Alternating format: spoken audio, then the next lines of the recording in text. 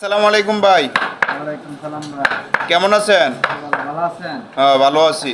এই যে আপনি যে নকশা করতেছেন এটা ফিনিশিংটা তো সে হইতাছে ভাই। জি ভাই, এটা মেশিন নকশা দিয়েছে, ফিনিশিং হয় নাই, আলাদা ফিনিশিং দিতেছে আপনি। ও মিশিংয়ে নকশা দিছিল, আপনার এই যে ফিনিশিংটা কম আইছে আবার নতুন করে ফিনিশিং দিতেছে। আচ্ছা, যারা যে আপনার নকশা মানে কোন ধরনের মোটা নকশা ভালো ভালো হবে নাকি চিকন নকশা কাজ ভালো হবে? চিকন নকশার কাজ ভালো।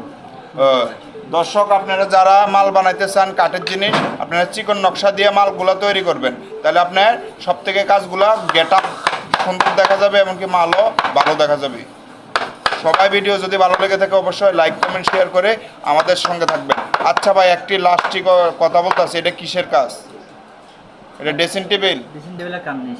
ড্রেসিং টেবিলের আপনার কার্নিশ সবাই চেষ্টা করবেন চিকন নকশা দিয়া আপনার কাজগুলা করার জন্য, তাহলে আপনার মালের ফিনিশিংগুলা এমনকি কোয়ালিটিটা সব থেকে ভালো আসবে।